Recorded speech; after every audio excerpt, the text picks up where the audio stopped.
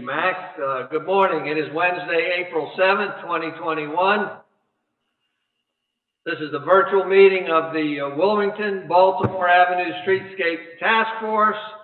I'd like to call the meeting to order at 9 o'clock a.m. Thank you all for being here. We're going to start off with roll call. If you would indulge me, I'm going to call names alphabetically, and I'm also going to identify your affiliation. If I get it wrong, please speak up. When I call your name, also if you would wave, that way it's easy to identify you for those that are watching. So roll call will start with Joe Baker of the Henlopen City Oyster House and Blue Hen Restaurants. Hello. Here, thank you, Joe. Jenny Burton, property owner and landlord, shops at 33 Baltimore and the shops at Rehoboth Muse. Here, good morning. Thank you, Jenny. Frank Cole, business owner, Atlantic Cycles and C Green Cycles. Not here yet. We'll check back with him. Daniel Fosnot, manager at Oceanus Motel. Not on board yet. Unmute yourself. I'm here. Sorry, didn't hit the unmute button. Thank you, Daniel. Randy Haney,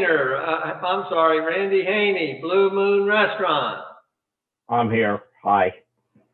Thank you, Randy. Glad to see you. Patty, business owner, Stitch Stitch.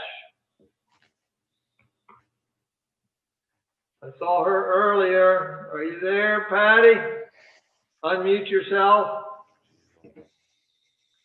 We'll come back to you. David Mariner, Executive Director, Camp Rehoboth. I'm here. Good morning. Good morning, David. Andy Medic, Sea Change Vacation Rentals.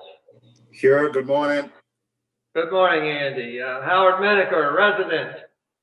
Good morning, Mayor. There you go. Good morning. Alex Moore, business owner, Avenue Inn, Beachview Motel, family ownership of multiple lots on Wilmington Avenue. Good morning. Good morning, Alex. Elise Moore, business owner, Admiral Motel, Hotel. Thank you, Elise. Good to see you. Bob Pomerantz, business owner, Brighton Suites and Hunton Lane. Okay, you're muted, but we see you waving. Okay. Thank you, Bob. And Commissioner Ed Stranowski, representing Main Street. Good morning. Good morning. Commissioner Pat Caluzzi, representing the City Street and Transportation Committee and also representing the City Parking Task Force. Here, good morning.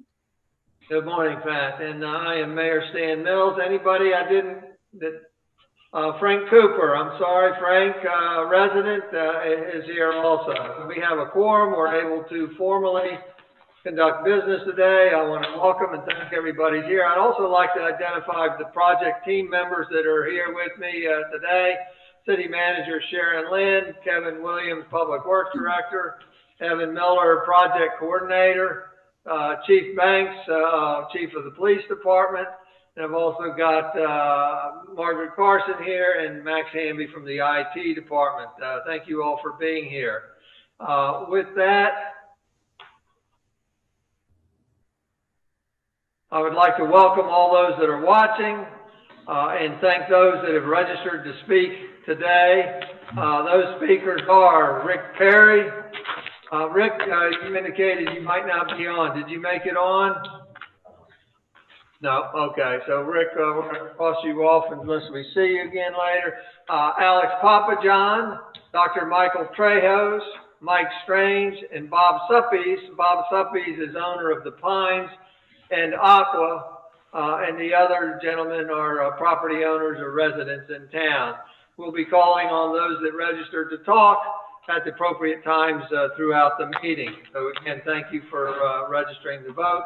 Also like to remind everybody that's watching and including our members that we have what we call support documents, documents that support our agenda topics or when they are ready, embedded into the agenda. So if you go on to cityofrehoboth.com, look for the legislative portal button on the right center of the home page and start your search there for our meeting date.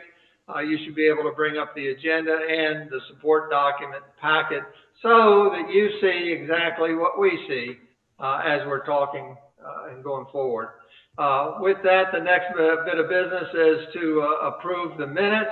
The draft minutes of the meeting held on March 31st, 2021, or meeting number 1, were distributed earlier.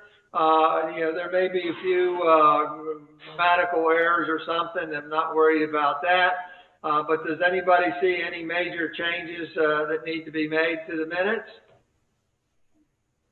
If not, then I would entertain a motion to approve the minutes as presented. So moved. And we have a second? Second. All right, we have a motion by Howard Menaker and a second by Commissioner Pat Caluzzi to approve the minutes of the first meeting held on March 31st as presented to us. All those in favor signify by saying aye. Aye. Aye. Those opposed, say nay. And the meeting minutes as presented are adopted unanimously. Thank you very much. With that, we're going to go to correspondence. Part of the support document package includes a compilation of the correspondence received to date. That includes messaging from Mike Strange and relative to commenting on my comments, and Alex Moore comments of Rossi Group, and Wayne Kuntz commenting on undergrounding, Matt Gaffney and Ned Kesmodal commenting on undergrounding, and also a presentation by Dr. Trejos. As all correspondence, as well as Rick Perry that sent me a note being mindful that he was former chair of the Planning Commission. He suggested the consideration of a Planning Commission member on this task force. With that, are there any questions about correspondence? If not, we'll go to the next bit of business, and I want to make a brief statement here, and that's a recap of meeting number 1. We did a lot of housekeeping. We reviewed FOIA, Freedom of Information rules. We were mindful that we are an advisory group. We don't have any powers. We are advisory and make recommendations to the Board of Commissioners who get to make all the final big decisions. We received information on a lot of different things from Rossi Group, including objectives of the project, with a focus on what I call the 5 points. Traffic study, 4 design concepts, including undergrounding, one-way streets, low vehicle access zones, and use of the current layout. We did not offer any opinions, but we did pose questions that we'll address today. The objectives of today's meeting, number 2, is to receive answers to those questions posed at the last meeting, discuss those 5 points, traffic study, and the 4 design concepts as noted, allow time to offer opinions and make cases for or against, pros and cons, but I really don't want to vote until meeting number 3, just to give everybody time to listen to each other and absorb, and give us more time to even pose additional questions at the end of this meeting today. And then the objective of meeting number 3, which would be held a week from today, would be the continued discussion of the 5 points and organize our rationales for opinions and vote on the recommendations with respect to those 5 points, recommendations that we would then pass on to the mayor and commissioners. I do want to share with you that this project has been a vision of our comprehensive development plan for, I guess, a decade and a half or longer. And despite some minimal lobbying for it over recent years, we made no headway in getting it onto the docket. During recent discussions with DelDOT about the ongoing Lake Avenue Phase 2 project, Sharon, our city manager, found out DelDOT was willing to fund design of our proposed Wilmington, Baltimore Streetscape design project. But what that meant was to act fast or losing the funding offer. So the good news is that we've got someone funding our design project. The bad news is that we have a limited time window to use the funding and seek our design. So there's no time for big studies. There's limited engagements with Rossi. They're not here today, by example. They shared their schedule with us at the last meeting. Their next engagement with us is late May, I believe. So we're going to work with the cards that were dealt with. Regarding the questions posed by the task force members and the public at our last meeting, we went to Rossi Group with questions, also to DelDOT and internally, and we're going to do their best to answer the questions we can. If not this meeting, then at a future meeting. Up front, we could not answer everything, but the responses we obtained may or may not be satisfying to you, but the goal, again, is to receive your thoughts, pros and cons, do the best we can using the information we can access. And I will share with you the opinion that, the opinion to go this way or that way is valid, but also the opinion I need more information is a valid answer. We understand that. So again, we'll pass along to the commissioners our analysis and recommendations. Being the advisory group we are, they will hear and receive our recommendations on April 16th. That's a Friday at our 2 o'clock regular commissioners meeting. They'll receive our recommendations and act on those recommendations based on the same information or lack of information that we have.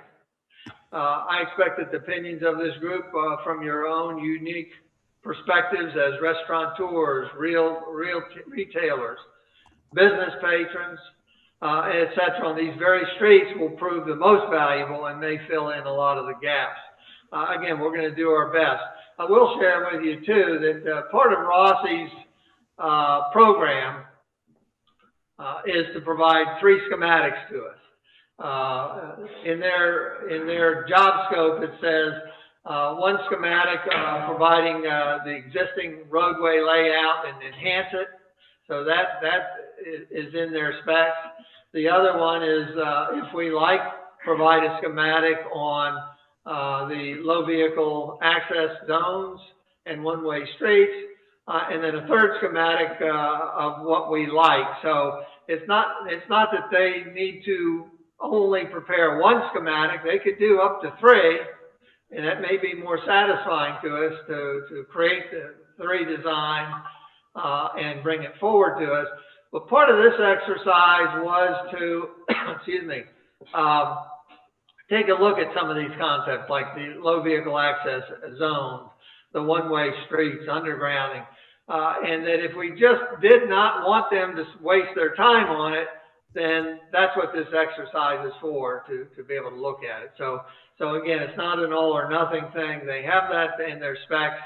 But I just wanted to share that with you. So we're going to start with all the questions that you all posed. They were handed out as a support document, obviously, in the minutes. They were categorized one way, and then they were better organized by topic. And that's how we'll approach it today, using your support document of the compilation of questions posed by the public and you, members of the task force. And we'll go forward there.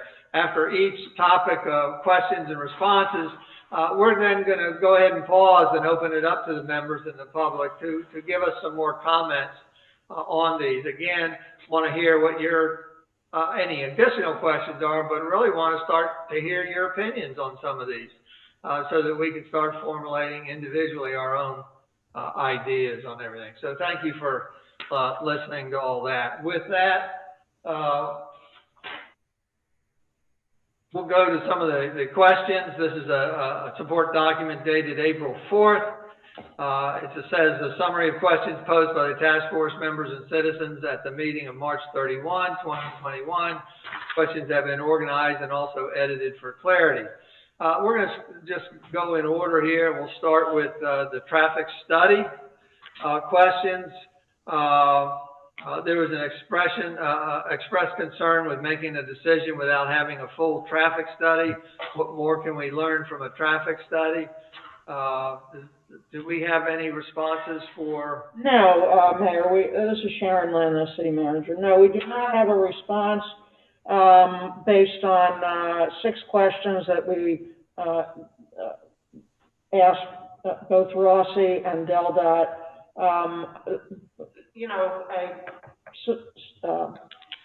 preliminary response from Rossi was that a traffic study, and what we have concluded is that a traffic study would delay this project.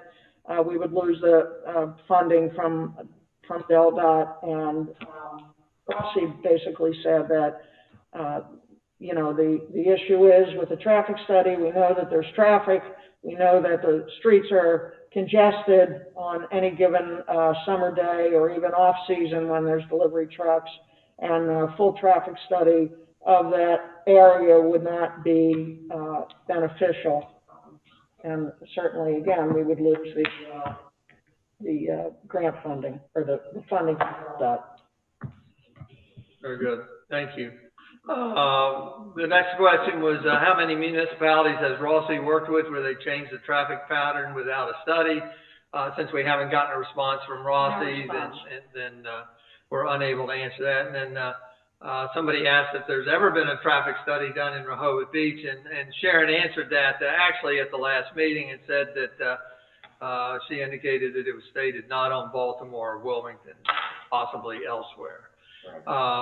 Would anybody like to offer comments on this? Remember, we're advisory. We're going to make recommendations to the Board of Commissioners, who will take this up on April 16th. Does anybody feel comfortable going forward without a traffic study, or uncomfortable, or just give me your thoughts? And if you look at the bottom of your screen, if you've never done Zoom before, there is a little button called Participants. If you click on that and then you go to the bottom of the participant section, there's a little button that says Raise Hand. Barring that, if you do this, I'll try to call on you. I don't have any raised hands. Yes, I do. Commissioner Srnowski? Thank you, Mayor. I've got a question and a comment. One, a question related to Ms. Lynn's comment. I think it would be helpul if the group understood what the grant amount is from DelDOT and what the time frame is that those funds need to be spent. The grant amount is $100,000, just a bit over that. Okay. And what's the time frame on us losing that money if it's not spent on this project moving forward? The time frame is not specific. However, we are tasked with moving this forward and having the Rossi Group come to some conclusions for us and work with us. So, we were on a timeline with Rossi. We gave that out. The mayor's distributed that not once, but several times. And if we don't follow that, I would venture to guess we're going to lose that $100,000. All right, thank you. I think it's just helpful for everyone to know that. Lastly, I'll offer my comments. I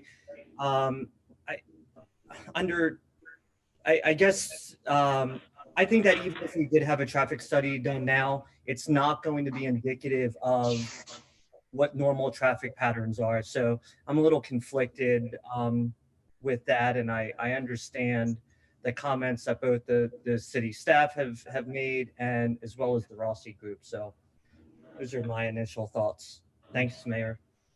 Thank you. Frank Cooper. Yes, I'm wondering, is there any expertise that we can bring to bear on the effects of these one-way plans without doing a full traffic study? In other words, some general idea of what the ramifications of this are. And the expertise that will be provided is coming from Rossi at a later date. So that's part of what they're tasked with. Thank you, Frank. Alex Moore. So curious, when you say Rossi did not get back to us answering if they've ever done these without a traffic study, was it that they didn't have the information, or they just didn't respond at all? They were, our questions were not timely for a response from them. They said, for this meeting in particular, they said they would attempt to respond next week. And I would chime in also. I think it'd be really difficult unless we all think we have enough knowledge, and I have a little bit of knowledge on Wilmington Avenue, but to potentially look at one-way streets and consider the direction of everything, the curb bump outs, everything that'll happen on one-way streets will change enough that if we decide to go one way, how do we know what way the traffic's flowing around town? Everybody I think has an idea of how they come in and out of town, but if we're thinking about First Street potentially being one way, north or south, and similarly on Second Street, how do we really know what's the best point? And no, you're not going to get good information, Ed, I agree right now, but I want to be cautious that if we make, this is a big investment that's going to be here through, I assume, everybody in this group's lives. If we do this, we need to make sure it's right. And it seems odd to me that we'd be doing considering one-way streets and not really understanding the flow through town. And I think only a traffic study would give us that.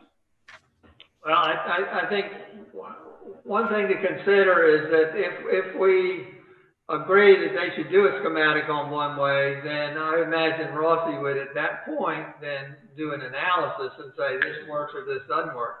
And would DelDOT be willing to weigh in? So not as part of this streetscape, Mayor. I mean, the streetscape has a pretty specific objective, and it's, pedestrian access, ADA accessibility, and safe conditions. It does not include providing an analysis of improved traffic flow. So if that's our goal and our objective, then we should just say, hey, we're not ready to proceed with a streetscape concept at this point without a traffic study. So we would vote to not proceed, put this on hold, reapply for streetscape feasibility study funding from DelDOT, next year, probably the year after, because we would then have to go solicit for a traffic study to be done for Rehoboth. And it wouldn't be limited to those particular streets, because any changes on those streets would obviously potentially impact other streets. And then, left turns and all those wonderful things that we don't allow on Rehoboth Avenue during the summertime. So if the feeling is that we need to have a traffic study done before we address streetscapes, then we ought to just do that now, give DelDOT their money back, put Rossi on hold for a year or two, and reapply to do the feasibility study, down the road, and go with the traffic study at this point. Try to do it for this year where you've got the summer traffic and get a realistic expectation of what the results would show. If we don't, and we want to proceed with the concept plan for the streetscape, then we got a lot of smart people in here that'll give us, I think, the information that we can use for ourselves to evaluate. Is it worth doing a one-way street on one particular block of Wilmington Avenue? I think this group is smart enough to come up with pluses and minuses for each one. I don't think we need a traffic counter to tell us, those kind of things, right? We know impacts of left turns. Do we need a traffic light, to facilitate left turns if we go in a certain direction? So I think we just, if this is going to be the cut, then we just need to make that cut and tell DelDOT we're going to hold and reapply later on down the road. Because the traffic study, the traffic flow is really not part of the streetscape scope. DelDOT has been pretty clear with us about that, since we went to them with the application. All right, thank you. I have some personal comments on one-way streets, but I wanted to save them up to when we actually got to that topic. Obviously, talk of the traffic study kind of merges with one-way streets, but otherwise, I'm going to wait a little bit to discuss one-way streets personally later. Alex, did you have anything else you wanted to add? I would just disagree with the comment that it doesn't, the flow doesn't affect. I think if you go with one-way streets, I don't think we have the opportunity to have pull-in parking. So your parking is going to go on a certain angle. I think that would increase parking. I doubt we would stick with parallel parking to increase parking on those streets. So obviously the way the streets will be angled, and I'm going to come back to, I think that a streetscape isn't a streetscape to me. I'm jumping ahead a little bit, without burying power lines. And when you bury power lines, you've got to have bump outs for those transformers. So it is the whole design would be, in my view, if we're going with one-way streets, it's going to be very important to the design of the entire streetscape. Great. And I agree. Thank And you, I think that there are enough people on this panel, this committee, that probably do know enough, that do spend enough time on the streets, so they have an idea. And I'm comfortable with that. If everybody agrees that, our experiences say, yes, it makes sense for Wilmington to go east, Baltimore to go west, and however it works out, I think we can all agree. If the group agrees on that, then I'm comfortable with that. But I just want to be cautious that, I do think a lot of the design is based around, if we end up with one-way streets, the design of everything, the entire project is relevant. It's relevant. Right. Thank you. And again, we'll be coming to a more forceful conversation on one-way streets in a few minutes. Howard Menaker? Thank you, Mayor. I think this is a tough issue for us, but I think there's an awful lot of work we can do and an awful lot of benefit we can give to the mayor and commissioners in their consideration of the streetscape without doing a traffic study. And I concur with what Commissioner Chinovsky said, which is, even if we did one now, it might not be the most relevant information we could get. I think we ought to recommend to the mayor and commissioners that at some time they do a citywide traffic study. I know that there have been a lot of changes to traffic patterns and to parking and to crosswalks and to all sorts of things that the mayor and commissioners have put into effect without a full-scale traffic study. And maybe the next year or two is the time to do that. But I would definitely not hold up what we're doing in this task force for a full-scale traffic study, because again, I think there's a lot of knowledge here. I think we all understand, and with Rossi's consultation, we can make some very educated predictions as to if we enact one-way streets, it will have this effect. If we send the traffic flow around a different direction, it'll have that effect. And I think short of doing a full traffic study, which will hold up the streetscape, which will potentially lose our funding, and which may not give us all the information we need anyway, I think between the people in this task force and the consultant we have and the city staff that we have, I think we can reach the conclusions that we need to. Thank you, Howard. Commissioner Taluzzi? Yes. So the way I'm looking at this at the moment is that decisions that we make, if we consider one-way streets, if we consider underground in utilities, doing that or not doing those things, I guess we need the flexibility in this design that it's, if we choose to go one way, that we can't reverse it and say, oh, this isn't working out. We need to make these two ways. So the design's got to, I think, accommodate that. And I agree with Mr. Menaker, and that in fact we could move forward with this, but I think that we need to communicate to Rossi if possible. I mean, I realize that we can't have it all, but at the same time, if we could be in a situation that we find that it doesn't work out, we're not in the situation of tearing up the streets to then make this work. So I don't know if it's a consideration that we can move forward with to let them know that that's our thinking or not, but that's kind of my thoughts of how we might be able to move forward in an educated way, if you will. Thank you. Thank you, Commissioner. Jenny Burton. Hi, good morning. Thank you for letting me speak. I just wanted to just make a comment, and it's more logistical, being mindful of being on Baltimore Avenue almost every day. If the one-way streets go from west to east, and the turn on Baltimore Avenue in the narrow part by Mark Schau's property is so narrow, and with the new Steve Elkins bump out, with all the restaurants on Baltimore Avenue and all the delivery trucks, it is not going to be a very great situation with trucks turning, going from west to east. As everyone knows, our streets narrow as we come west from east. That turn even with it both ways, get so backed up in the summer, especially on Saturday and Friday, with lots of pedestrians walking across the streets from the Pines to Aqua, down towards and shopping in that area. Now that we have Mug and Spoon, that's going to be really, really busy. I just think that it's a logistical nightmare to make that street one way, especially going from west to east, just because of the curbing and the new renovation around that Second Street area and the bump outs of the curbs.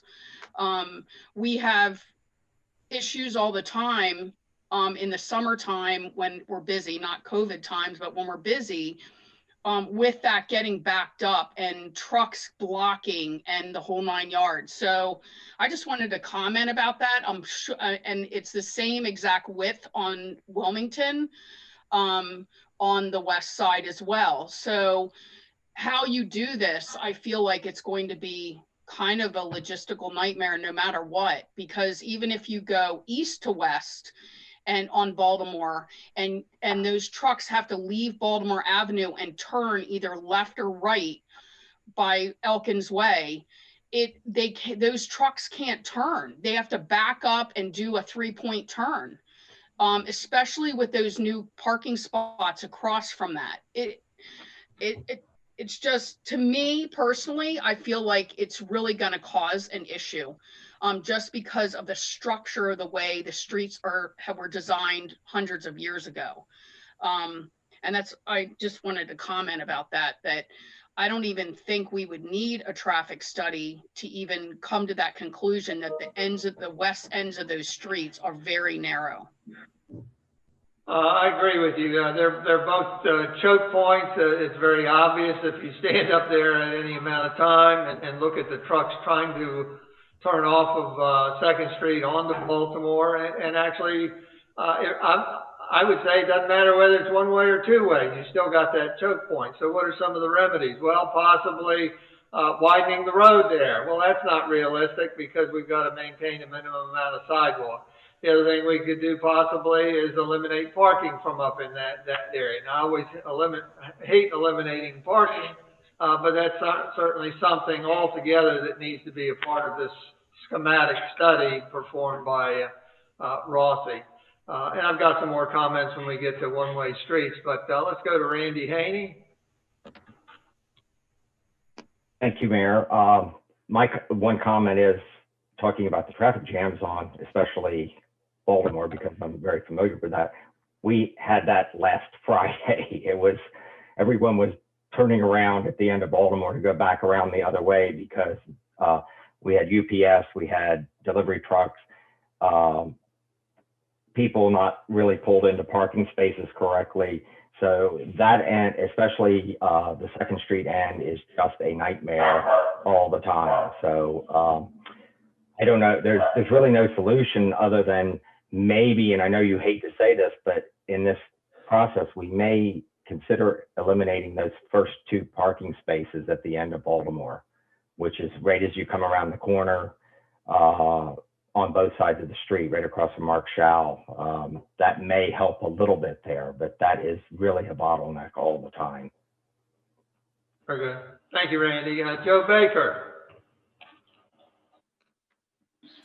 Yeah, so I don't want to jump ahead here. I agree with a lot of the concerns about one-way streets, but I wanted to add one more comment. And I know that Rossi Group showed kind of a map of the floodplain and some of those considerations.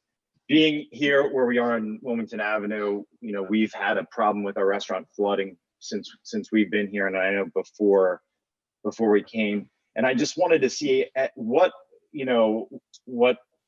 level Rossi has input on that, or is that a city input that when we are tearing up these streets, we're looking at the flooding issue with the storm drains and the ocean outfall and how that ties in, and hopefully improving that in some level. I know, not sure if it's an issue on Baltimore Avenue, but all up and down Wilmington Avenue, down to the Brighton Suites, and seems to be at our restaurant, we're one of the low points of the town. Just factoring that into some design plans. Thank you, Joe. With that, let's go to the public.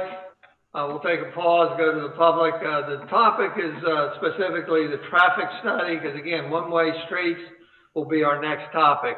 So any comments, Alex Papajohn, on traffic study? No, sir. All right, thank you, Alex. Dr. Trejos, are you there? He may not be yes, available. I am. Yes, hello, Mayor Mills. Yes, I am. Good morning. Any comments on the traffic study? Yes, a traffic study would potentially be feasible, but I did want to make one comment about the diagrams that were presented last meeting, and in particular, the way the one-way streets that you were proposing and being discussed. I want everyone to consider that when you look at a traffic study or even the flow of one-way roads, we must always take into consideration the need for mass evacuation when that event should ever occur. So what do I mean by that? Normally in municipalities, when they have doing development for traffic patterns, they need to take into consideration what would happen if there was the necessity for a mass evacuation, such as a hurricane or some sort of an incident that would require people to exit out of Rehoboth Beach rapidly. The only way to properly deal with the public safety aspects of that traffic study would be to have both the second block of First Street and the second block of Wilmington and the second block of Baltimore to be outbound, that it would be diagram D2. That would be the only true feasible one-way pattern if you were to consider one that would properly deal with the public safety aspects of the requirement to mass exit the city should it be required, and also would assist in the mass exodus, for example, during the 4th of July fireworks, that type of thing, where we see all these people trying to exit. By having the appropriate exits going in a manner that would allow for that mass exodus, it would be the most appropriate way to deal with such one-way streets. Thank you. Thank you, Dr. Trejos. Mike Strange, any yes. comments on traffic study? We have your one letter, of course. Yes, my comment is in the context of what you have all been saying at the moment is I think that a traffic study per se, people are looking at that as the explicit traffic on these particular streets. And in fact, within the context of Rehoboth Beach, for most people that live here and are aware of this, especially those on these two streets, we go into saturation several times a day, a week, and several hours, where you don't need a traffic study because we already know that. What we do need is a more integrated philosophy of traffic within the city in total context, which then affects the streetscape. So does that mean you have to stop what you're doing on the streetscape until you have that? The answer is no, because you can do it from a migration policy standpoint. And what I mean by that is you can continue the work that you're currently doing, even though it may be baby steps, but within the context of transitioning to much larger changes that would come further downstream. But you can incorporate all that at the current time. Thank you. Thank you, Mike. Bob Suppies, owner of the Pines and Aqua, are you there?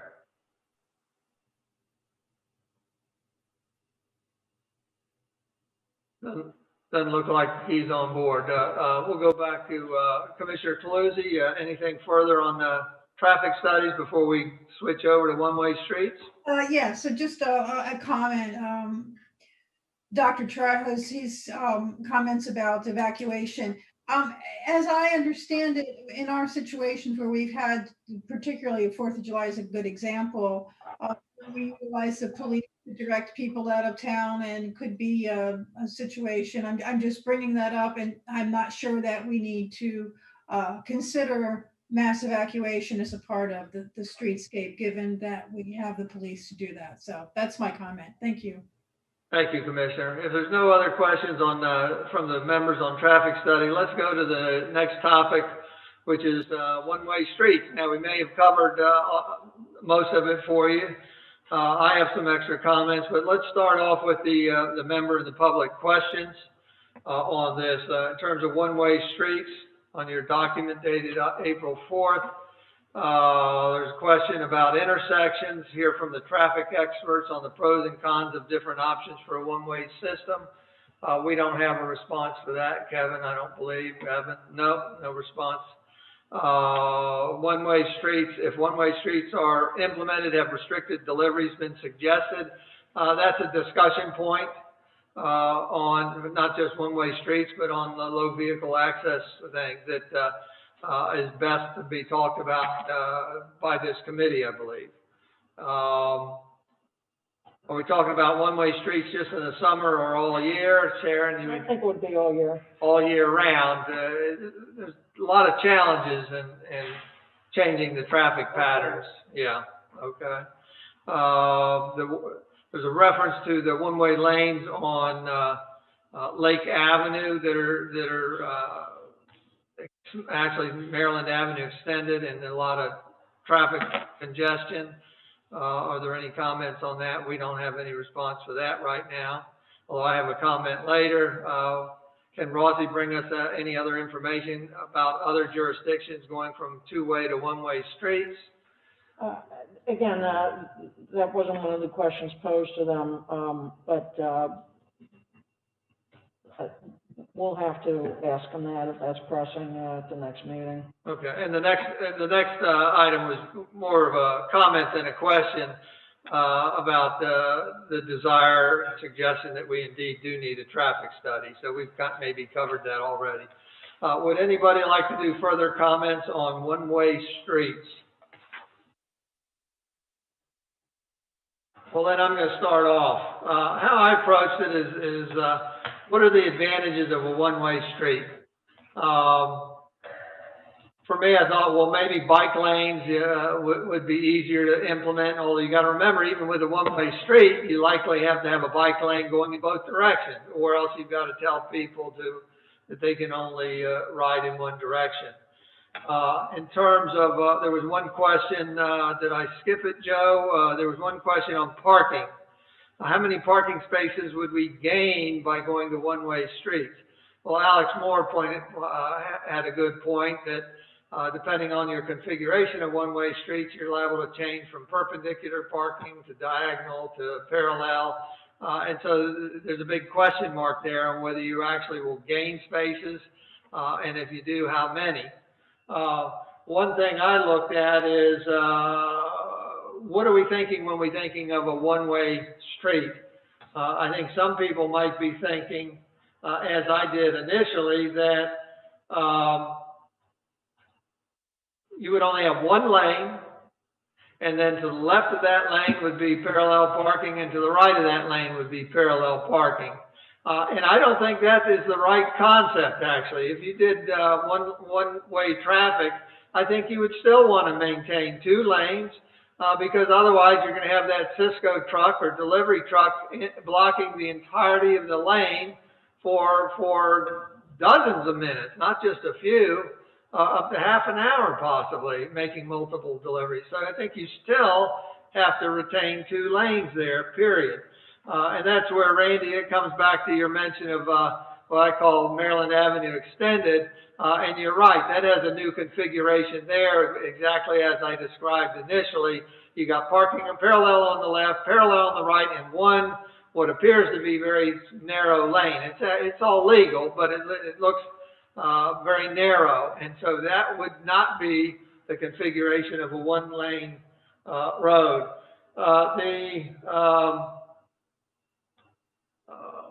How I guess I've been approaching this is I don't know the answers to all these one-way streets. I looked at all the configurations, and I can put them up if you want, but I think maybe we remember most of them. A couple things came to mind. One is Rick Perry's mentioned at the last meeting that First Street and Second Street, but primarily First Street, is a primary north-south routing for vehicles and bicycles to get from one side to the other.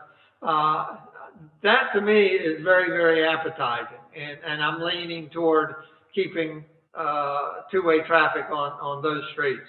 I've considered what do you do with North First Street and South Second Street in terms of the parallel parking there. Could you get rid of it? Well, you could possibly get rid of it. Again, I hate getting rid of parking spaces, but you could get rid of it to widen it and put bike lanes there. However, you need to look at the extended map, north and south. Where does that stop? Does it stop at Baltimore? Does it then go to Maryland, or to then Olive and Virginia and across Lake Gerard to the north? I don't have an answer for that. The other thing is with one-way streets, it gives me great pause, and just sitting there and studying the different patterns and looking at, not just a local, but primarily a visitor. Remember, we get visitors daily and weekly turnover in the summertime. How are they going to get to these different locations? And what I found is they're likely going to have a longer distance to travel because they're going to approach the street from the wrong end. They're then going to need to go out on Rehoboth Avenue and go around the block, or worse, they're going to have to go around to Delaware Avenue or Maryland Avenue into the residential areas to be able to get around. And the residents are not going to tolerate that. And I don't think that's a good program. So I guess in the end, I am leaning toward overall using the enhanced layout, maintaining the two-way traffic. It's a known commodity, if you will. And so I'm anxious to hear what others have to say. I think that is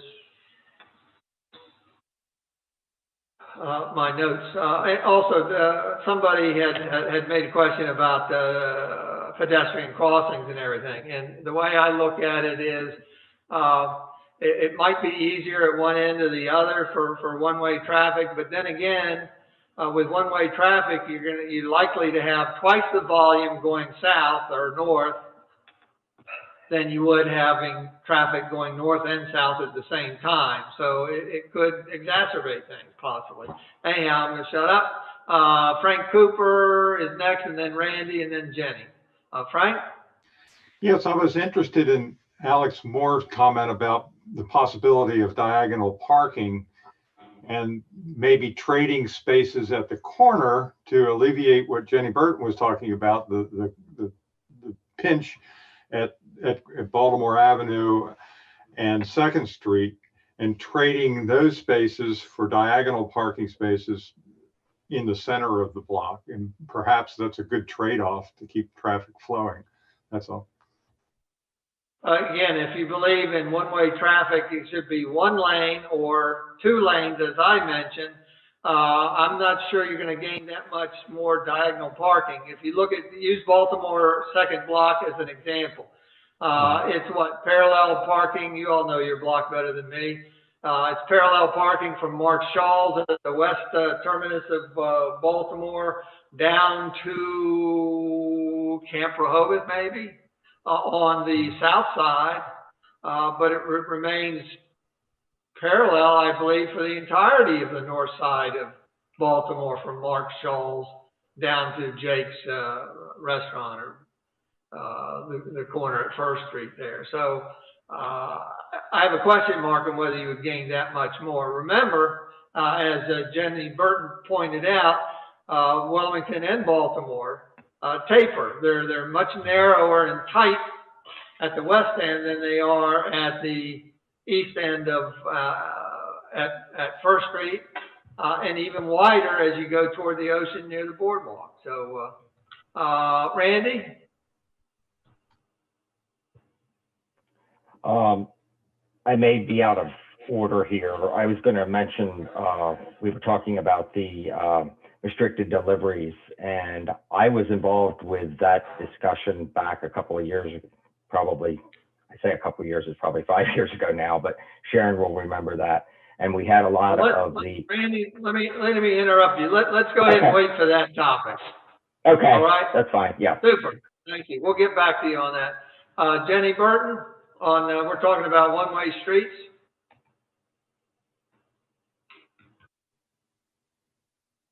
Hi.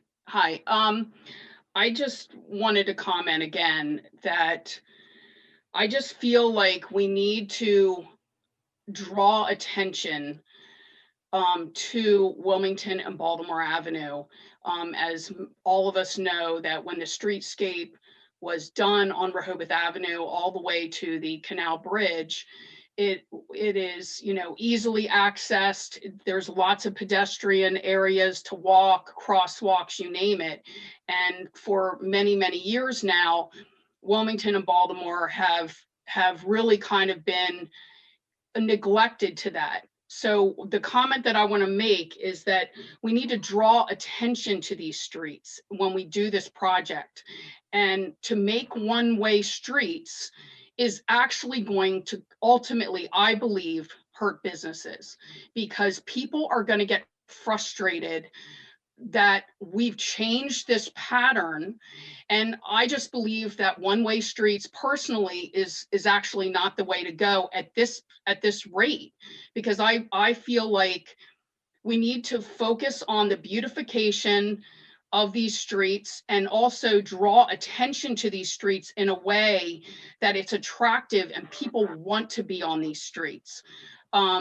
Businesses are, there's so many restaurants on Baltimore as well as Wilmington, and the trucking and the trucks and the delivery, one way is going to be a logistical nightmare. And I feel like if that's, you know, if that is what ultimately is going to happen, we're going to eventually, the city's going to regret it. And the businesses are going to leave because I feel like they will really ultimately be hurt by that decision. So I just wanted to comment about that. Thank you, Jenny. Appreciate it. Patty Hoffman. Hi. I do agree 100% with Jenny Burton on what she's saying.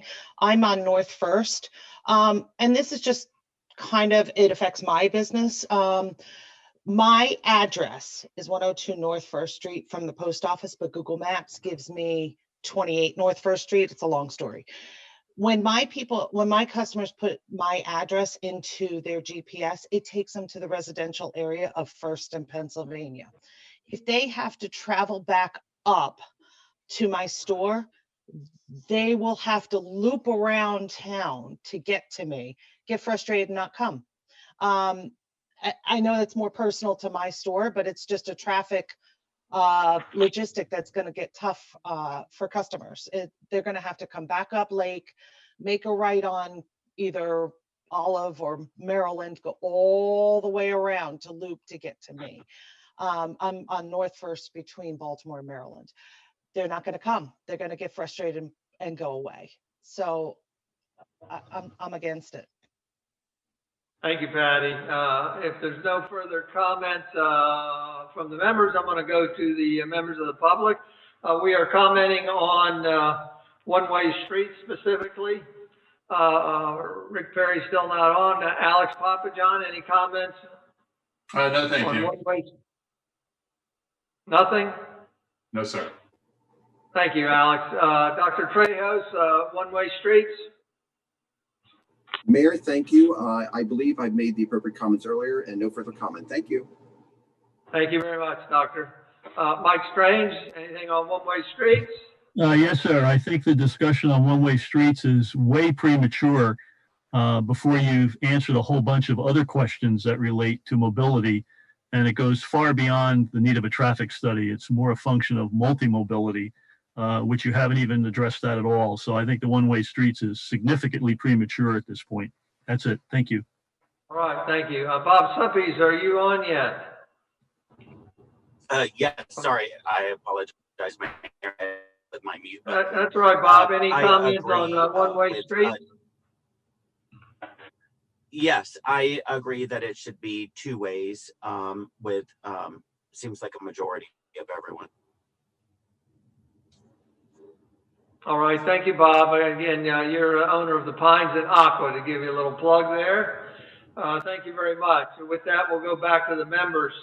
Are there any further comments? This is all good food for thought. And again, the goal would be for meeting number 3 next week to be able to bring some of these to conclusion, hopefully, and pass on our recommendations to the commissioners. No further comments by the members. We'll go to limited vehicle access zones.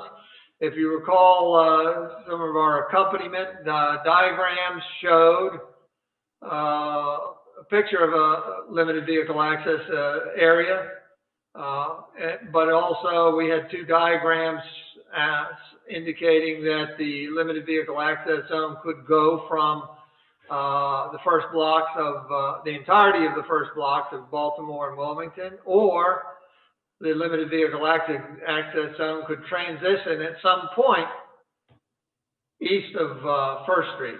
And if so, then we would need to identify the transition. I know some of the couple of questions that were asked was, what are the pros and cons of the limited access zones? There are many hotels with parking lots. How does it work with patrons needing access to dedicated parking within the LVA zone? The pros and cons, I think, ought to come from this group.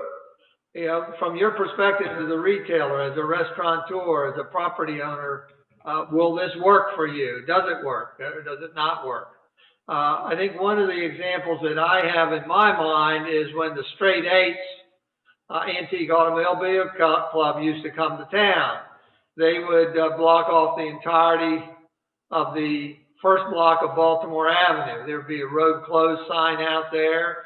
And of course, you still had to let vehicles drive up there because they needed to drive up to the parking lot at the Epworth Church, or they needed to drive up to the parking lot at the Atlantic Sands Hotel or Admiral Hotel, etc. So you still got to let people in, and you still got to let deliveries happen at that time. So here you are walking around up and down the street looking at antique vehicles, and you've got a Cisco truck backing in or something. It's just the way it is with LVA. So it doesn't have to restrict patrons and deliveries, but what it does restrict, in my mind, is two-way traffic. You're not going to get people just driving around town looking to see what's neat to look at. So maybe there's fewer people driving up and down the street looking at your retail storefront or something. And then we were asked, well, for the how are LVA zones beneficial? What's the idea behind it? Again, I'd like to get your feedback and the public feedback on are these worthwhile concepts? Anybody?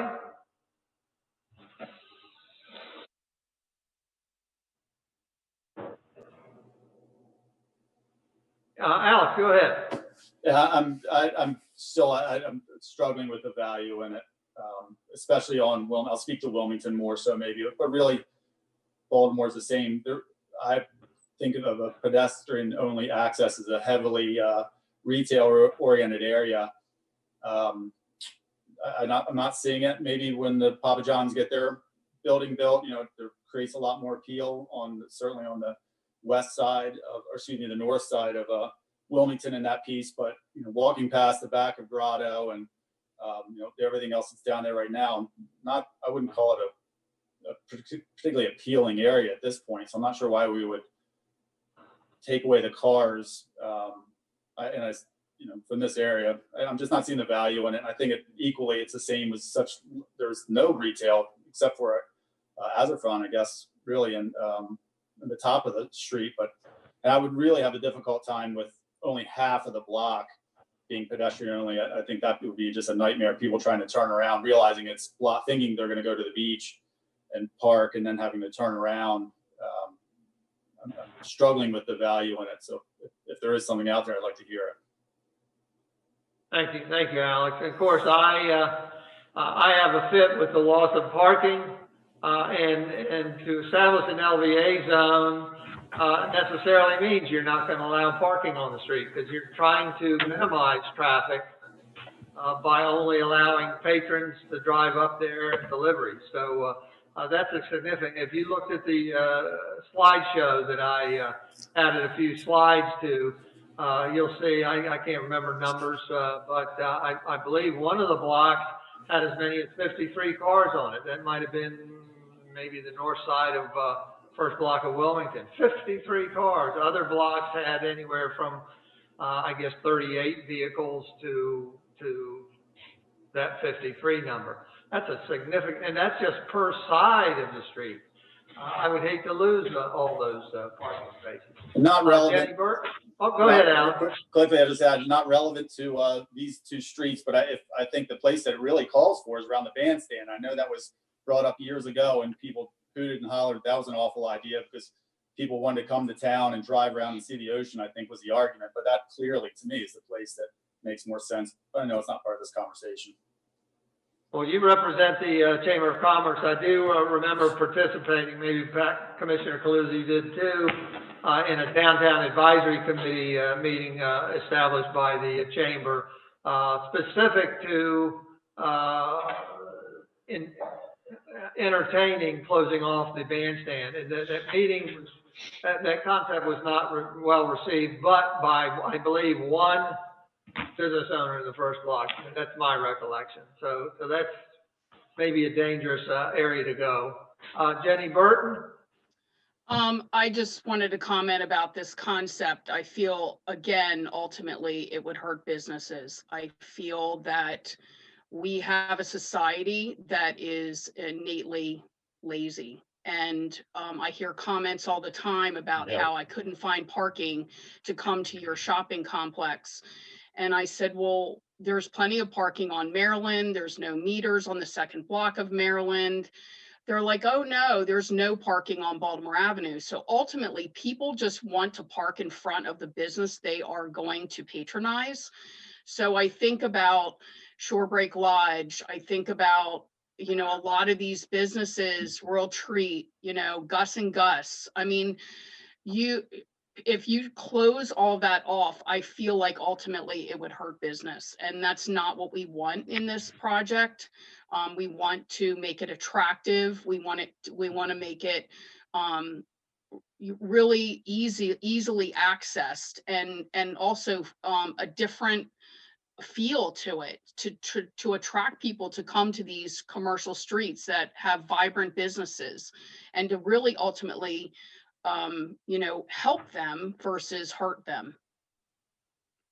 Thank you, Jenny. I would like us to be mindful that, you know, we're talking about low vehicle access areas with limited vehicle access, obviously, and it could be the entirety of the first block. It could be a portion of the first block. It could only be the first 40 feet from the boardwalk in a westerly direction. And Wilmington could be different than Baltimore. I'm not sold, but I'm willing to listen to more. Howard Menaker. Thank you, Mayor. I want to remind us that a lot of what we're trying to do here is to encourage pedestrian and bicycle access and to accommodate for ADA needs and all of that. But that having been said, I think that low vehicular access areas are sort of the extreme in that. I mean, while it certainly would encourage more pedestrians, I think the negative impact on the businesses and even the residential in these areas would counteract the benefits. So I'd rather see us look at other measures to encourage pedestrian and bicycle and wheelchair access than low vehicle access zones. Thank you, Howard. Commissioner Sernowski. Thank you, Mayor. I would just echo, I think, everything that's been said. I don't see the value in it. I don't think the streets are accompanied by the businesses that would benefit by such a thing. I think Alex made a great point that if any place in the city should have it, you know, around the bandstand would be it, and it wasn't a good idea for that. So I just don't even think it's worth considering here. And I agree with Howard that we should be looking at other measures to encourage pedestrian and cyclist traffic. Thank you, Commissioner. Elise Moore. Thanks, Mayor. I would say I echo what everyone's saying as well, but purely from a liability standpoint, the idea of possibly making, unless you are only talking about maybe 40 feet from the boardwalk, but the idea of possibly making any part of Baltimore pedestrian, mostly pedestrian, the obvious checking into the Sands or checking into the Admiral in Baltimore, I think the city, the liability issues could be huge. You know, if somebody's walking along and someone checks in, and that's all. So I'm not a fan of that, but that's all. Thank you. Thank you, Elaine. Thank you very much. Randy? I just, in looking at this whole process, and this goes back to one of the other things that was said, what is the future of some central parking in Rehoboth? I know this has been a discussion going on for years and years and years, but that could be something that would play into the future of all of these types of streetscape parking or issues. If there were some central parking in Rehoboth that would alleviate some of the parking on the streets, just throwing that out there for a question. Is your, Mr. Haney, is your question in regards to a central parking, a parking facility, like a parking garage? Yeah, something like that, or even a larger central parking lot. And I know that's a space problem, so it probably would end up being a parking garage. And I know this discussion's been going on for years and years, so I'm just kind of throwing that out there because that would influence some of our discussion here, because a lot of it's based on any decision we make affects parking, as the mayor said. If we lose 53 spaces by doing this, what do we do with those 53 space cars that no longer have a place to park? It goes back to what Jenny said, that people want to be close by, you know, and it also goes to people that you want them to get out and walk around and enjoy the city and use bikes. And so it's very complicated, I know, but that's just a question. So. My personal opinion is that the conversation will go on for additional years, and we shouldn't think about that. Thank you, Randy. Commissioner Calusi? Yes. Jenny Burton made so many good points, and what she's emphasizing, I think, is beautification of the area and also attracting visitors. And so talking about this idea of what, maybe it is the first 40 feet of from the boardwalk, doing something there that would attract visitors to walk down those streets. So perhaps that's something, if people agree, that we could talk to Rossi about in terms of doing some sort of plan for the street ends that would be attractive and perhaps draw people to those streets. Thank you. Thank you. Of course, doing anything at the end of the streets, there are fire zones, so there's logistics to think about if we go that route. Thank you, Commissioner. With that, I don't see any more questions from the members of the task force, so we're going to go to the members of the public. I would like to start off with just a written comment from Alex Papajohn on limited vehicle access zones. Alex, you mentioned that concerning limited vehicle access zones, how does it relate to hotels that currently exist on Wilmington and the possible building of a hotel garage? How would this impact ingress and egress? I believe I addressed that at the very beginning, that there would be no impact other than your guests would have to drive around a road closed sign, if you will, to access your parking garage. With that, we'll go to the members of the public that signed up to speak. Alex, do you have anything, Alex Papajohn, do you have anything more to add on limited vehicle access zones? Well, not much. I am opposed to the LVA, and I'm not going to repeat everything that Jenny Burton said, Howard Menaker, Edward. I agree with all their comments. I think we would lose parking spaces if we did that, and we need all the parking we can get. I think those businesses need the turnover of the cars and the customers, and people like to park within close proximity to the businesses that they're frequenting. So I am opposed to the LVA. Thank you. Thank you. Dr. Trejos, anything on limited vehicle access zones? Yes, Mayor, thank you. A very limited comment in the sense that I too am concerned of the potential negative effect that may have to the businesses, and no other further comment than that. Thank you. Thank you. And Dr. Trejos owns multiple buildings in town. I think one is at the corner where the Gus building is, and up that, so you can know where he is. Mike Strange, are you still on board? Any comments about limited vehicle access zones? Oops, yes, sir. I think the comment with regard to on the boardwalk side, very, very limited use may have potential, but along with Ms. Burton's comments as a former transportation planner, once people have to walk more than 1/8 of a mile, they are very intrinsically lazy and they prefer not to do it. So I think that indicates from a statistical standpoint, loss of parking spaces would have a dramatic effect on the businesses based on history, not just in Rehoboth, but around the country. Thank you. Thank you, Mike. Bob Suppies, are you still on board? Nope, Bob dropped off apparently. That's it. Back to the members. Any further comments? Yeah, it certainly looks very attractive in that illustration that we had.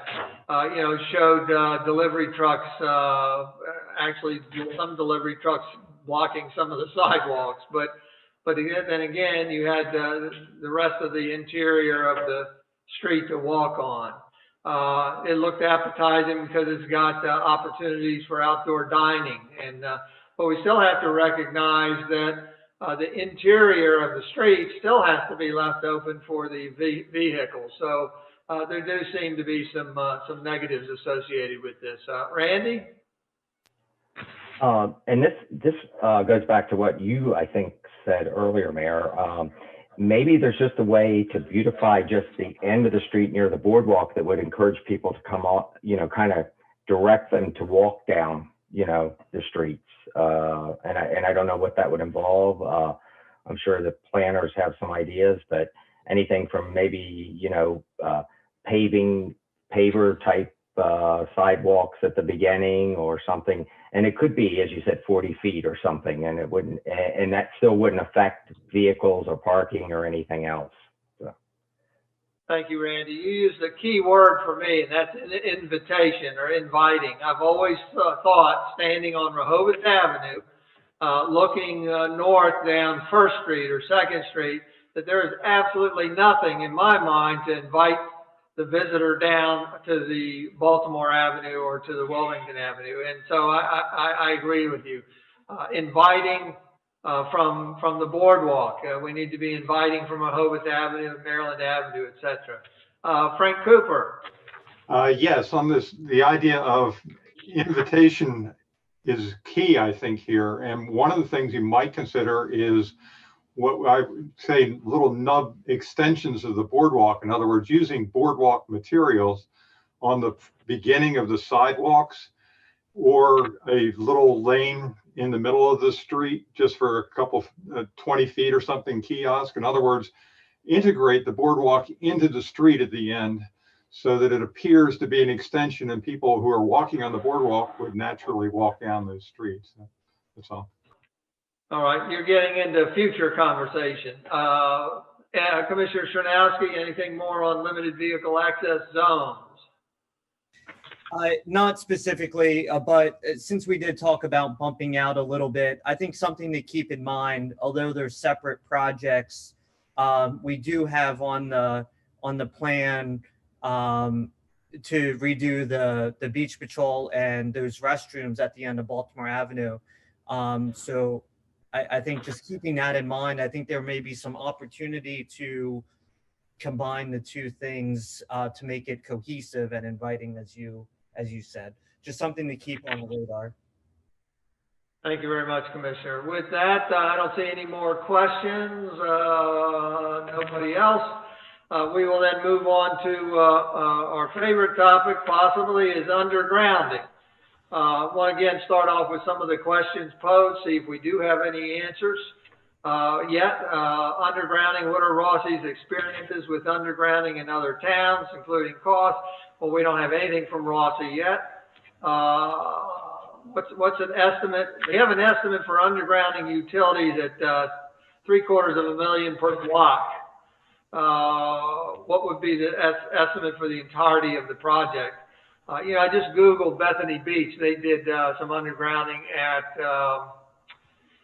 Garfield Parkway not too long ago, and JMT was the engineer. Maybe we can check with them and see what their figure is. But have you all done any analysis internally to figure out what the entirety of the project undergrounding might add to the project, Kevin? Well, just at the planning estimate stage, Mayor, I mean, we just take this $750,000 and roughly about 7 block equivalents. So 5.2 or so million to underground the entire footprint. And with inflation, by the time we get to it, we're talking $5 to $6 million. So that's just an estimate. Let's see, question the size of transformers that will be needed. I think I asked the question the other day on size, and goodness, if you walk in the first block of Baltimore or let's say first block of Wilmington, you look on the north side, goodness, every telephone pole has almost 2 transformers. So one of my questions to add to Commissioner Calusi would be, is it a one-to-one relationship for every single transformer in the air? There would be a single pad mount? Mayor, thanks.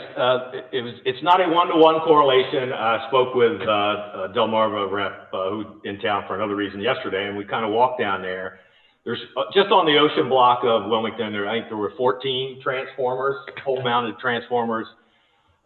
It's more based upon proximity to the facility that they're servicing. But his rough estimate would be you could merge those 14 into probably 7. Maybe 6, depending on a configuration or 2, pad-mounted transformer. And those pad-mounted transformers are typically on a 6 foot by 7 foot pad on the ground. And then they have to have there's some certain access requirements to the front panel of that transformer, be the equipment in to service the transformer. So it's got to have some front access to the road, and it'd be about a 6 by 7 foot. So access meaning we can't be putting benches up against them. We can't be planting flowers or something that would block the doorway. Correct. You have to have access to that front door. And Commissioner Calusi's question is, are the transformers smaller, do you know? No, they're not any smaller than they were. Okay. Continue with questions. How many transformers would be on each street? How many per block? Well, I think we just answered that the best we can. Is this an all or nothing proposition? Is there a midpoint where we say we're some underground in one block and not another? Is there a middle ground? Well, of course. I would say anything we do a portion of, we would save some money. And you see that Kevin already had a response there. But we also were attentive to alternatives to undergrounding, and that is doing a portion, such as all the wires crossing the street, they could possibly be undergrounded. Now, there's a cost to that, and a cost potentially to the property owner on each side. But do you have... were we able to do any research on cleaning up aerial poles and things that we could do to make it look prettier? No, we have not, Mayor. Okay. We've reached out to Delmarva to try to meet with them, reference that specific thing, but okay. We haven't been able to make that happen yet. Okay. Let's see. Logistics, undergrounding, environmental or weather-related concerns. I don't know of any. Do you know of any that we've encountered on Rehoboth Avenue? No. Undergrounding, personal experience, comparison. Is there a way we can compare undergrounding versus not undergrounding in concrete dollar figures? this is the one that gives me the most heartburn, having worked on Lake Avenue Phase 1 and trying to seek costs for undergrounding. Kevin, maybe you can correct me on there, but, Commissioner Gossett worked with me on that project, in that we ended up having to pay Delmarva Power to do an estimate, and that was an estimate only for the electrics. And when they gave us the estimate, they said, now this could be off by 50%. Well, if it's a $4 million project, they're off by 50%, that doesn't give you a lot of faith in their estimates. But besides Delmarva Power, then you have to have individual conduits for Verizon and Comcast. And they've got to be segregated quite a bit from your sewer and your water and everything. So it's a very complicated process and costly. So what was the original question? Concrete comparison, I don't know that we can. Because again, Kevin, you were doing a planning estimate. Correct. Okay. And Mayor, if I can just interject, Sam. you're absolutely correct. I mean, we did this back in Lake Avenue Phase 1, and it was, you know, at that time, and it still is even more, just very time-consuming, costly to, you know, look into that. Right. I think when Rehoboth Avenue was done, that was a different story because there was a multitude of funds for that. Well, and that's a good point. Lake Avenue Phase 1, which is Lake Avenue up here between Cultured Pearl and Bad Hair Day, we contemplated undergrounding because that was its own little streetscape, if you remember. And because of costs, the city couldn't pay for it at the time, and the project was moving forward. And so what you can see if you go up that is an example of replaced telephone poles, because you need to have some kind of poles for lighting. And we decided not to install independent lights. We instead installed new light fixtures on new telephone poles.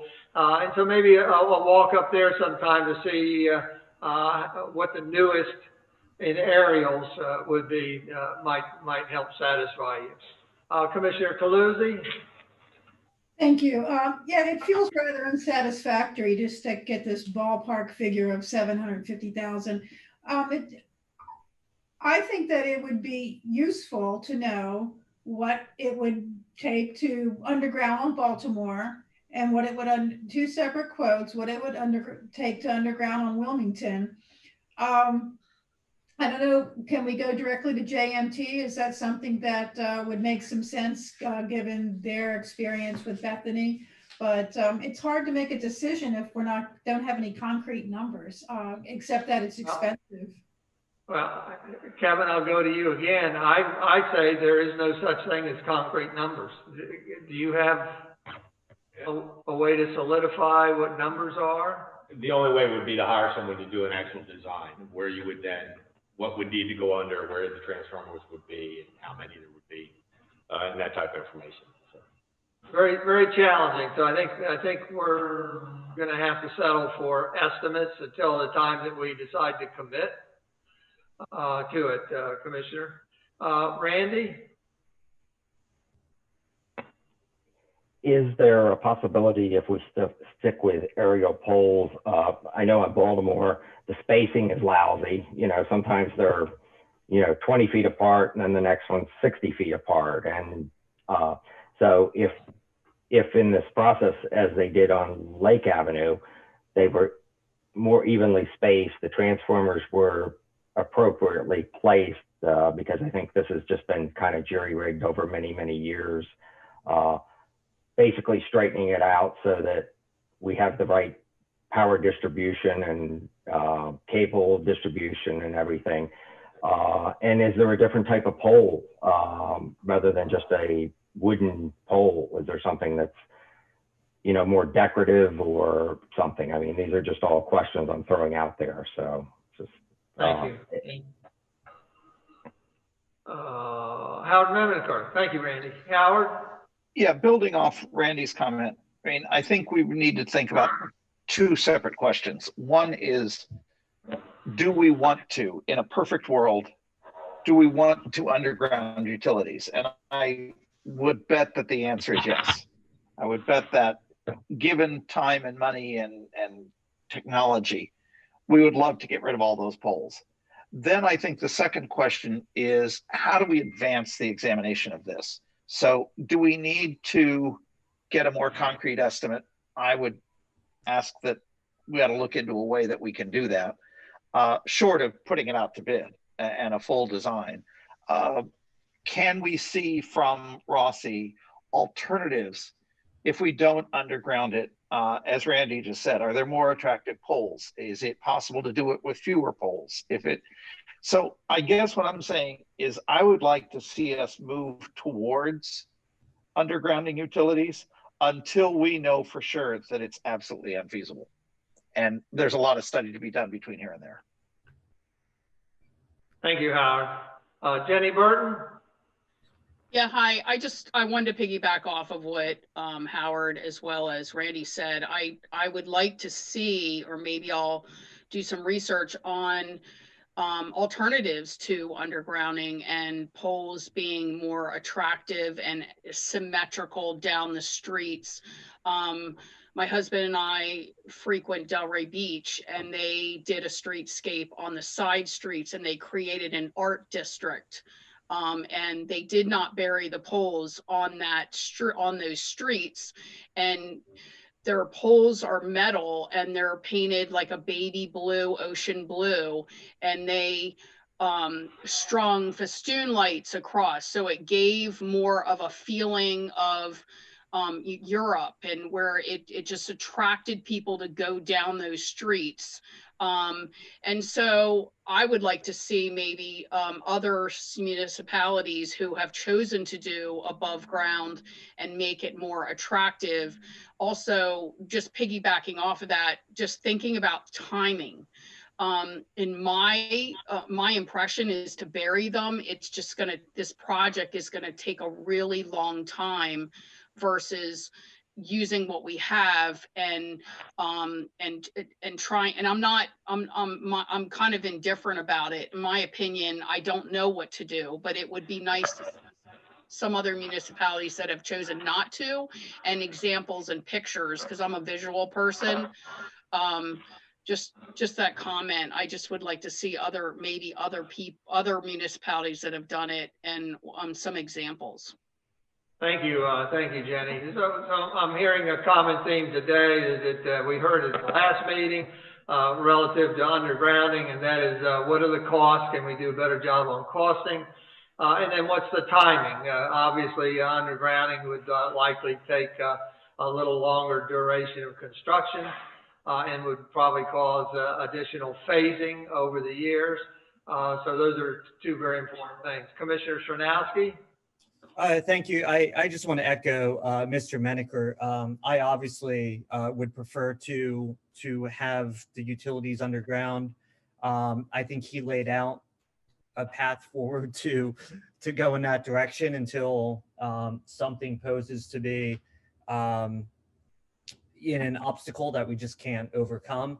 And then I think Jenny has laid out the alternatives and getting some examples from other communities that wanted to go with underground and weren't able to, and some of the options that that they've had. So I think those are two excellent points and paths forward here in our discussion. Thank you. Thank you, Commissioner. Frank Cooper, anything on undergrounding, please? Yes, I believe this is a really major issue that we're dealing with here as far as importance of the overall aesthetics of these streets. I mean, the biggest eyesore on these streets are these utility lines. Whether we go undergrounding or do something else, our objective here is to make these streets inviting and more attractive. And this is the big issue. I mean, this is the big one.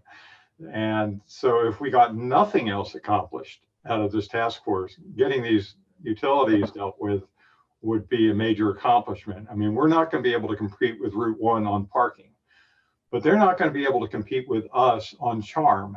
So it's the charm, it's the beauty and the invitation of these streets, the street you want to walk down because it's so cute. I can't ever emphasize how important it is to make these streets pretty. And what we've got is ugly. And let me repeat, it's going to get worse. We've got 5G coming. So we're going to have additional poles or more stuff on the poles in the very near future here. So what's bad now is going to get worse. And we should keep that in mind when we make these decisions. Thanks. Thank you, Frank. If there's no more member comments, I'm going to go to members of the public. We're talking about undergrounding. Alex Papajohn, any comments? Yeah, I mean, generally speaking, I'm in favor of undergrounding the utilities if we can afford to do so, for all the aesthetic reasons that have been mentioned. I guess as a general proposition, I'm a big believer in the job worth doing is worth doing right. And if we find that we don't have the funding to really beautify these streets as the scope of the project currently contemplates, which is the first 2 blocks of Wilmington and the first 2 blocks of Baltimore, perhaps the wisest course of strategy would be to pull back a little bit and focus on the first block of Wilmington and the first block of Baltimore first, do that street right, and then when you have more funding, go back and do the second block. With the full understanding that the folks that are on the second block may not be too happy about it for the first several years, but at least you would get these streets done the right way, because we all know that once we do it, it's going to be there for many, many decades. So that's just an idea to consider. Thank you. Thank you. That's Alex Papajohn. He and his dad are proposing to build a new Bellhaven Hotel, which is partially in the first block of Wilmington. So you can identify yourself. Thank you very much. Dr. Trejos, are you there? Yes, I am here. We're talking about undergrounding. Give us a minute. Are you able to bring that up?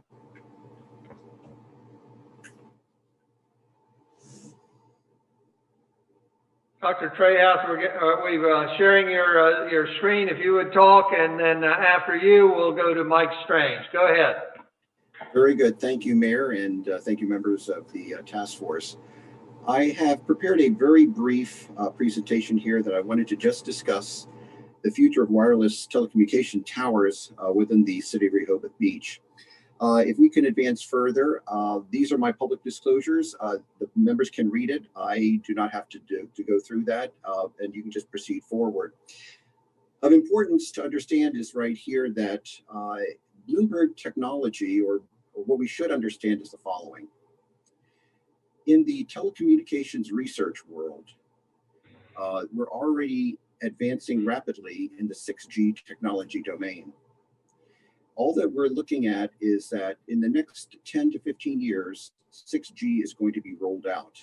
There's currently a very rapid, shall we say, debate between US and China over 6G dominance. Proceeding forward, you can see the experimental band where it's going to be occurring. We won't get into the technical aspect of that. Can we proceed forward, Matt? Matt, can you pull it up a little bit? But the next one is the next two are the important ones. As you can see here, with each generation of cellular comes the need for an exponential increase in the number of wireless telecommunications tower sites. The number of 6G tower sites will essentially dwarf that required by 5G. Bloomberg Technology, just this past May of 2021, made the following statement in their article. Networks may need to be ultra dense with multiple base stations installed not only on every street, so again, to reiterate, multiple base stations located on every single street, but also in each building, and even such device people use to transmit and receive and transmit the signals. More importantly, that's set to raise serious questions over health, privacy, and most important, urban development. And what the task force members have to understand is that the Federal Communications Commission have given them preemption. to be able to establish cellular towers where they need to provide the service that they will need for both 5G and 6G for the future. And so the task force will need to keep that in perspective when underground parking or underground utilities are considered, because again, there's going to be a multiplicity of towers coming up with regard to both 5G and 6G. And Mayor, thank you very much. Thank you, Dr. Trejos. Thank you, Max, for putting that on board. Mike Strange, are you there? Talk about undergrounding, please. Yes, and I'm in complete agreement with Dr. Trejos' observations. He as I both are qualified communications technicians and have certifications from the FCC. And he's correct. That's exactly what is happening, and they're already planning 6G. However, with regard to 5G and poles, unfortunately, historically so far within the city of Rehoboth Beach and other cities within the state of Delaware, Verizon and AT&T have been less than, I'll just say they've been disingenuous in how they've done certain things. And I'll leave it at that. And Mayor Mills has a letter from me on that issue. With regard to undergrounding, Delmarva Power and the information that based on what Kevin has said, is they provided the standard answer that they do, and they were assuming the traditional way that they've done undergrounding. Since we are a coastal town, and we have certain requirements with regard to what our undergrounding would have to be, there are other options to doing the underground that doesn't have to be done the way it's currently done. So if it was done in a way that these were hardened vaults, they don't necessarily have to be above ground, one, and two, they don't have to be close to the sidewalk. They literally can be put in the center of the street. Various ways of doing that. And in fact, they don't even have to be put below ground. They can put above ground, and they can be aesthetically treated in such a way that it forms somewhat of a little bit of island, which has been done in other localities. So there's a lot of options that can be pursued with undergrounding that's not traditional in the way Delmarva Power does it, but it's completely technically, legally, physically, engineering-wise can be done. Thank you. Thank you, Mike. Bob Suppies, did you get back on?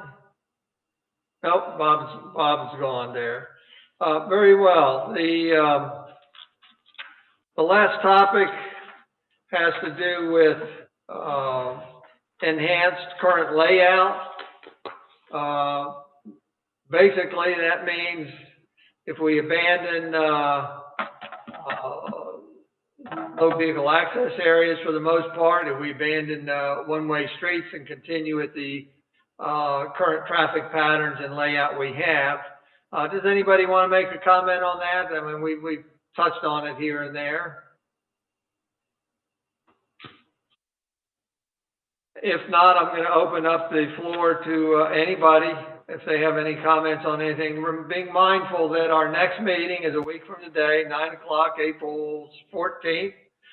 We will continue discussion of these 5 points, I call them: traffic study, utilizing one-way streets, undergrounding of utilities, utilizing limited vehicle access zones, and enhancing the current layout to see which direction we want to give guidance to the Board of Commissioners for their consideration at a meeting on April 16th.